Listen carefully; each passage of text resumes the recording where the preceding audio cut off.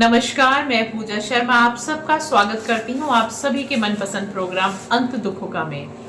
जैसा कि आप सब जानते हैं, हम हर बार एक नई जानकारी के साथ आप सबके सामने हाजिर होते हैं। इसी तरीके से हम आज भी एक नई जानकारी लेने के लिए कुछ विषयों के ऊपर आचार्य जी से वार्तालाप करेंगे। आचार्य जी, आपका स्वागत है। नमस्कार आचार्य जी। नमस्कार जी।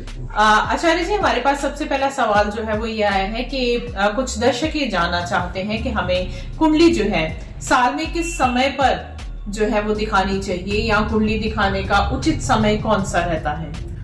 जरूर, ये बहुत ही ज्यादा इम्पोर्टेंट और बहुत ज्यादा जरूरी क्वेश्चन है। बहुत सारे लोगों को यही नहीं पता होता है कि उनको अपना जो चार्ट है, जो कुंडली है, वो किस दिन या कब डिस्कस करना चाहिए। मैं आपको सभी को बताना चाहूंगा कि आपको हमेशा अपना जो चार्ट है, जो अपनी कुंडली है, वो अपने जब भी जन्म तारीख आती है, जन्म के महीने से आप 15-20 दिन पहले ही अगर दिखा देते हैं तो सबसे बेस्ट रहता है। कुछ उपाय ऐसे होते हैं कि जो हम अगर अपने जन्म के महीने में कर लेते हैं तो हमें बहुत ज्यादा बेनिफिट मिलता है, पूरा साल उसका हम लाभ उठा सकते हैं। तो कृपया इस चीज को नोटिस कर लीजिए। आप अपने जन्मदिन से कम भी 15-20 दिन पहले आप अपने जो जन्म पत्र है उसको जरूर दिखाना स्टार्ट कर दीजिए। एक चीज और होती है, क्योंकि जब भी जन्मदिन हमारा आता है तो हर साल एक नया वर्षफल क्रिएट होता है, तो वर्षफल भी जरूर बनवा लेना चाहिए। और क्योंकि वर्षफल में हमें पता चल जाता है कि इस साल कौन सा ग्रह हमारे कौन से घर में चला गया है, जो कि हमें बेनिफिट या फिर नुकसान दे सकता है। तो इसका सही जवाब यही रहेगा कि कम से कम भी अपने जन्मदिन से 15-20 दिन पहले चार्ट को दिखा लेना चाहिए और बनते हुए उपाय जरूर कर लेने चाहिए। उस चीज से आपको बेनिफिट ही होगा।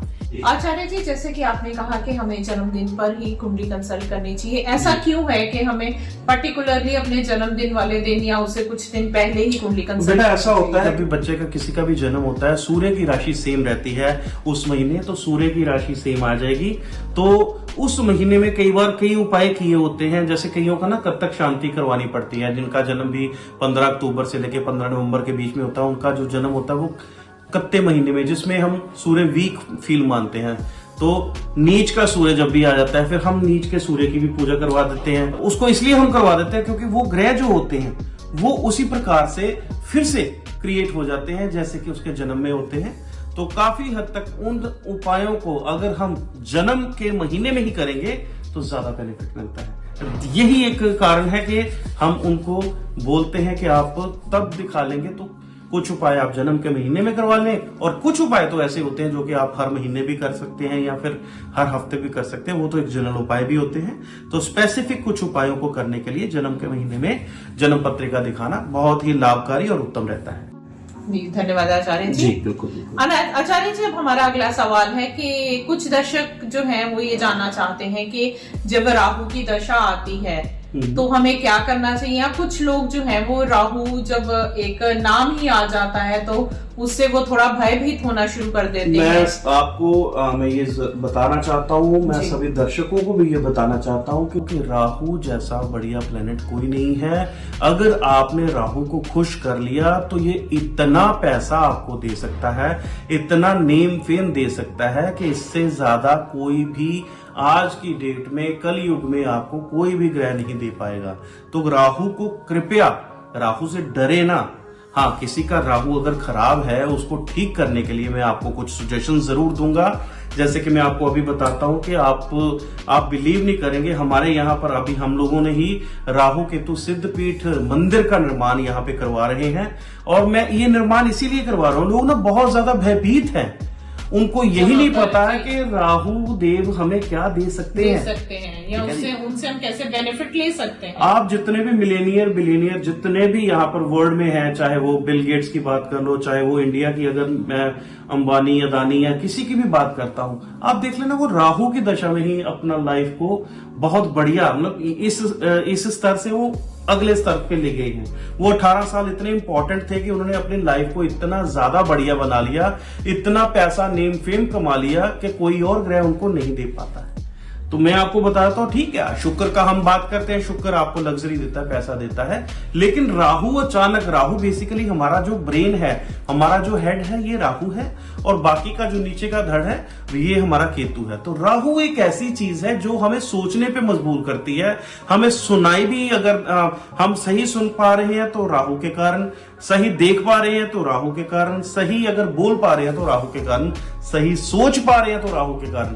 तो राहु देखिए कितना इंपॉर्टेंट प्लेनेट हमारे, मतलब हमारे लिए हो जाता है। तो हम सही सोचें, सही देखें, सही बोले और सही तरीके से उसको इंप्लीमेंट करें, तो ये सारी की सारी चीजें हम राहु के ऊपर ही, हम टोटली राहु के ऊपर ही डिपेंडेंट है। तो मैं आपको ये बताना चाहता हूं कि अगर जैसे कि हमने मंदिर का निर्माण किया है, अगर हम मंदिर में माथा टेकना ही स्टार्ट कर देंगे, राहु देव को प्रसाद चढ़ाना स्टार्ट कर देंगे, उनकी हम अगर परिक्रमा करना स्टार्ट कर देंगे, तो देखना आप लाइफ में आपके ड्रास्टिक चेंज आएगी, बहुत ही बढ़िया आपको रिजल्ट डेफिनेटली मिलेंगे। मैं सभी दर्शकों को ये बताना चाहूंगा कि राहु आपको बहुत ज्यादा बेनिफिट दे सकते हैं अगर आप लेने वाले हैं।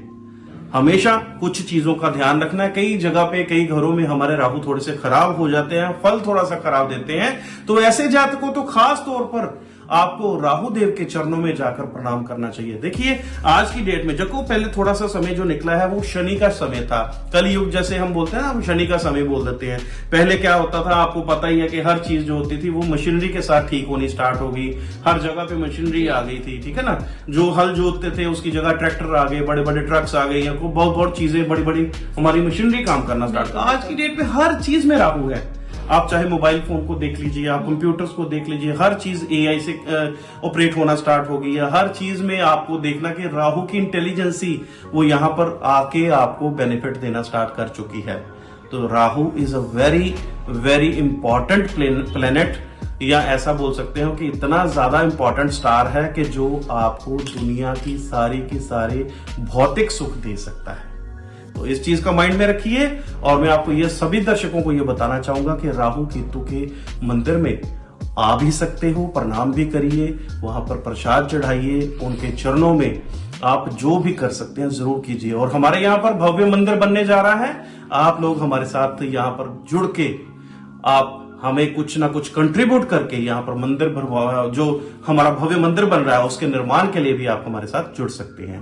उसके लिए आप हमारी वेबसाइट एंड जितने भी सारी जानकारी आप लेना चाहे तो हमारे दिए हुए नंबरों पे भी ले सकते हो। तो आप सभी को अगर लाइफ में राइज करना है तो राहु देव के चरण पकड़ लीजिए, ये मेरा आप सभी को एक अनुरोध भी है और मेरी सजेशन भी है जी। धन्यवाद आचार्य जी। जी गॉड ब्लेस यू। आचार्य जी, एक प्रश्न और आया है कि जैसे कि कुछ जो है ज्योतिष या कुछ आचार्य हैं, वो है घर में देसी घी की जोत जलाने के लिए मना करते हैं कुछ। जी, ये हमारे पुराणों में भी लिखा गया है, तो लाल किताब में ये चीज स्पष्ट तौर पे लिखी है। अगर किसी का गुरु अगर सप्तम भाव में आ जाता है तो उसको हम घर के अंदर जोत जलाने के लिए मना कर देते हैं। मैं आपको ये बताना चाहूंगा ऐसा क्यों करते हैं, क्योंकि गुरु ग्रह जो होता है जब भी हमारा शुक्र के साथ कहीं ना कहीं संयोग बनाकर बैठा होता है, अगर हम अग्नि प्रज्वलित कर लेते हैं घर के अंदर, तो अगर साइंटिफिक वे की बात करूं, साइंटिफिक वे में क्या होता है कि घर के अंदर जब भी जोत ज्यादा देर जलनी स्टार्ट हो जाती है तो हमारे घर की ऑक्सीजन खत्म होना स्टार्ट हो जाती है, मतलब बर्न होना स्टार्ट हो जाती है। और इसका सबसे बड़ा एक नुकसान क्या होता है कि जितने भी घर के अंदर हमारे जितने मेंबर्स रहते हैं वो सभी का ऑक्सीजन लेवल थोड़ा सा कम होना स्टार्ट हो जाता है। इससे क्या होगा, चिड़चिड़ापन आना स्टार्ट हो जाता है घर के अंदर, बिना मतलब के नोक झोंक स्टार्ट हो जाती है। शुक्र का भी कहीं ना कहीं थोड़ा सा यहाँ पर स्ट्रेस होता दिखाई देता है।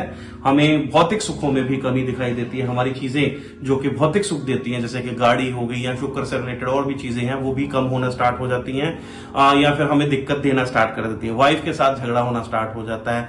इसके अलावा कई बार तो संतान प्राप्ति तक के जो होते हैं वहां तक के हमें मतलब उस चीज को भी लेकर हमें कई बार फेस करने को मिलता है कि हमें संतान की प्राप्ति नहीं हो रही, या फिर कई बार संतान ही हमारी थोड़ा सा गलत हो जाती है। तो बहुत ज्यादा हम पाठ पूजा उस कंडीशन में आपको घर के अंदर मना करते हैं। लेकिन आप अगर कंटिन्यू करना चाहते हैं, जिन्होंने भी क्वेश्चन ये पूछा है, तो वो लोग मंदिर में जाकर भगवान को अर्पित कर सकते हैं, अपने आप को पूजा पाठ कर सकते हैं। जोत भी जलाने का अगर मन करता है तो मंदिर में जाकर अगर जोत जलाएंगे तो आपको कोई भी किसी प्रकार का कोई नुकसान नहीं होगा। जी धन्यवाद आचार्य जी। जी गॉड ब्लेस यू जी। आचार्य जी, हमारा अगला सवाल है कि अधिकतर देखा जाता है कि वास्तु के मुताबिक हमारे जो टॉयलेट्स हैं वो गलत पोजीशन पर होते हैं, तो उसको वास्तु दोष माना जाता है। तो उसको हम बिना तोड़फोड़ के किस तरीके से उस दोष को खत्म कर सकते हैं? देखो बेटा, मैं आपको इतना बताना चाहता हूँ, मोस्टली जो टॉयलेट्स होती हैं ये हमारे, पहले तो मैं ये बता देता हूँ कि पुराने जो मतलब वास्तुशास्त्र, हम अगर वास्तुशास्त्र की बात करें तो वास्तु कभी भी अलाउ नहीं करता घर के अंदर टॉयलेट होने के लिए, लेकिन हमारे घर में एक छोड़ के आज की डेट में 4-4, 5-5 टॉयलेट्स हैं। तो बेसिकली क्या होता है कि जो टॉयलेट है ये बैड राहु की निशानी होती है। मैं आपको ये बता देता हूँ कि बैड राहु आपको दिक्कत दे सकता है, ठीक है। मैं अभी थोड़ी देर पहले भी आपसे यही डिस्कस किया कि जो हमारा खराब राहु है हमें दिक्कत दे सकता है। लेकिन अगर यही टॉयलेट हमारी साफ सुथरी, बड़ी बहुत ही ज्यादा सुंदर खूबसूरत, अगर उसको हम साफ सुथरा रखें, हमेशा नहाने के बाद उसको बिल्कुल वाइप आउट कर दे, और हमारा वहां पे किसी भी प्रकार से हमें वहां पे कोई भी बैड ऑर्डर ना आए, मतलब कोई बुरी दुर्गंध ना आए, तो हमारा टॉयलेट भी हमें कोई भी नुकसान नहीं देता है। हाँ, यहाँ पर क्या करना चाहिए आपको, एक सिंपल सी रेमेडीज है कि आपको क्या करना चाहिए, कटोरी ले लीजिए, कटोरी में थोड़ा सा आप नमक ले लीजिए, सिंधा नमक ले सकते हैं, थोड़ी सी फिटकरी ले सकते हैं, कुछ आप क्लोव्स जिसको हम लौंग भी बोलते हैं, लौंग ले लीजिए, और साथ में आप अगर भीमसेनी कपूर थोड़ा सा उसका भी टुकड़ा हम अगर वहां पर रख देते हैं, चारों के चारों आइटम्स हम अपनी टॉयलेट में रख देते हैं, तो ये नेगेटिव जितनी भी हमारी एनर्जी है उसको सक कर लेगा, ठीक है। और वहां पर फ्रेग्रेंस भी रहेगी, तो आप कहीं ना कहीं जो हमारी टॉयलेट की ऑर्डर, जो कि खराब ऑर्डर आती है, स्मेल आती है, तो उसको कहीं ना कहीं आपने बंद करना है। तो इस चीज का ध्यान रखिए, वहां पर ये चारों की चारी आइटम्स रखिए, साथ में कोई ओडोनिल वगैरह यूज करिए, कोई परफ्यूम का वहां पर जैसे कोई स्प्रे वगैरह आता है तो उसको हमेशा यूज करने की कोशिश करें। और जब भी फ्लश करते हैं साथ में सीट को बंद करने के बाद ही फ्लश करें। आप देखना, आपके अगर किसी भी प्रकार से राहु की नेगेटिव एनर्जी आपके घर के अंदर होगी तो वो उल्टा आपको अच्छा रिजल्ट देना स्टार्ट कर देगी, पॉजिटिव एनर्जी आपकी बन जाएगी। जी धन्यवाद आचार्य जी। जी, आशा करती हूँ कि आज की ये जो परिचर्चा है हमारी आप सबके लिए बहुत लाभकारी सिद्ध होगी। अगर आपको ये जो चर्चा आज हुई है ये बहुत अच्छी लगे, इससे आपको कुछ फायदे मिले ये उपाय अपनाने से, तो आप प्लीज हमें कमेंट बॉक्स में जरूर कमेंट करके बताइएगा। और अगर आपको किसी तरीके की कोई भी दिक्कत आ रही है, आप कुछ भी हमसे कंसल्ट करना चाहते हैं वास्तु के रिगार्डिंग या कुंडली के रिगार्डिंग, आप बेझिझक बिना संकोच के हमें कभी भी व्हाट्सएप के थ्रू या डायरेक्ट कॉल करके बात कर सकते हैं। हमारा नंबर जो है आपको सामने दिख रहा होगा। इसी के साथ मैं आप सबसे अलविदा कहती हूँ। अगली वीडियो में हम आपके साथ जल्द ही मिलेंगे, तब तक के लिए जय माता की। नमस्कार।